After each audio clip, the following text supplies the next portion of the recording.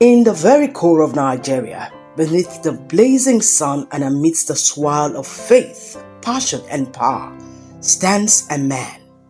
Some call him a visionary, others a prophet, and still others whisper his name in awe. Bishop David Oyedepo, a man whose presence commands millions, whose teaching ignites fire in the hearts of believers, and whose wealth sparks controversy. But who is this man? How did he rise from the quiet streets of Umuaran to become one of Africa's most powerful religious figures? Born on September 27, 1954, in the small town of Umuaran in Kwara State, David Olaniyi Oyedepo didn't come from privilege. His father was a Muslim healer and his mother a devout Christian. You might call it a crossroad of faith, but destiny had a funny way of working things out. It was his grandmother, a woman of deep, unshakable faith, who sowed the seeds of Christianity into young David's soul. She taught him the act of prayer, the power of belief, and something tells me she had an inkling her grandson was destined for greatness. Architecture might have been his chosen career for a time, but even the greatest foundation couldn't contain the calling within him. By 1981, Oyedepo had a vision, and not just any vision. According to him, God appeared to him, liberates the world from all oppression through the preaching of faith. It sounds bold, doesn't it? But if there's one thing Oyedepo had never lacked, it's boldness.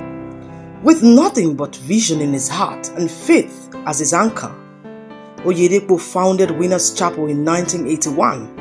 The start was humble, just a small congregation in Kaduna, but what started as a whisper of faith soon became a roaring flood.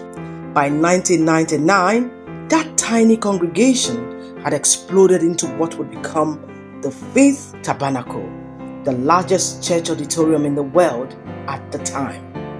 50,000 seats, 50,000 souls, all hungry for faith, all drawn to this one man, this one mission. But Oyedepo didn't stop at the pulpit. No, his vision was far greater. Education, empowerment, legacy. In 2002, he established Covenant University, one of Nigeria's top institutions, a beacon of Christian values, academic excellence, and, let's face it, power. We are raising kings and queens, he says, and oh, has he raised them. But with great power comes great scrutiny. Oyedepo's teachings on prosperity, his wealth, the private jets, the luxury homes, the lavish lifestyle, none of it comes without criticism. They say he preaches a gospel of riches, but is that not faith in action? Sow your seed and keep the harvest, or is it something else entirely? Then there was that moment, the slap heard around the world. A young girl, a witch by Oyedepo's declaration, faced the wrath of his palm. The world erupted. Some cried out in outrage, but others said it was a hand of divine judgment. Oyedepo remained unbothered. Yet, through it all, controversy or not, Oyedepo's influence only grew. Today, his annual Shiloh gathering draws millions, both in person and online. His books, over 70 of them, still sells across continents. His words, and I quote, "Faith can move mountains," continue to ripple through churches, households, and boardrooms alike. And what of the future? His legacy is cemented.